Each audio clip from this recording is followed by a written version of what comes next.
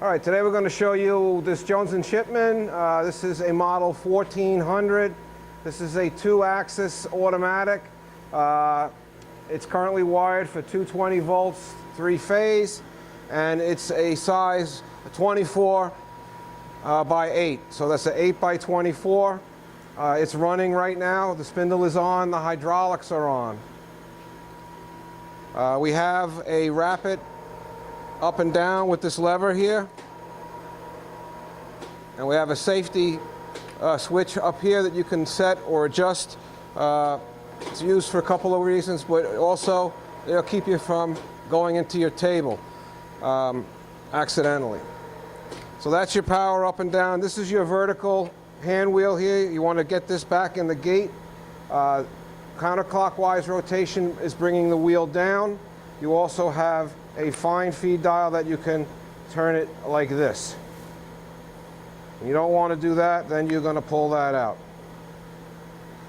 Your table starts when you hit this lever. You could use this by hand, by disengaging the automatic feed and then engaging this hand wheel and be able to work the table back and forth by hand. Right now it's disengaged. Your cross feed, which has a wonderful feel. This is a really nice smooth action here. You could work with this by hand, or you have an automatic cross feed.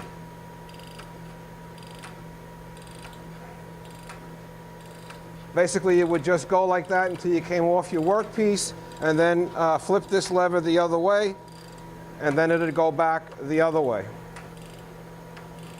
So each time you come off your workpiece, you come over here, you make a little increment, and you feed.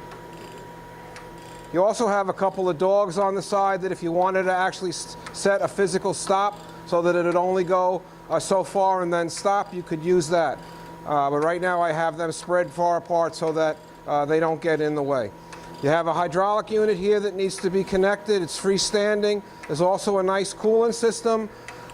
We have it outside the room. We'll take a couple of photographs of that for you. But it sits right over here, and it has a couple of baffles in it, plus a swath tray or compartment. And when it's all hooked up, this switch here will turn it on and off.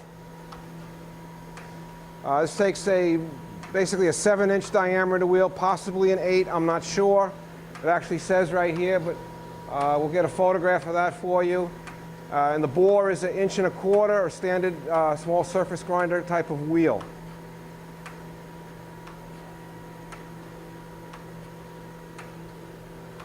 So I'm going to step in front of the camera.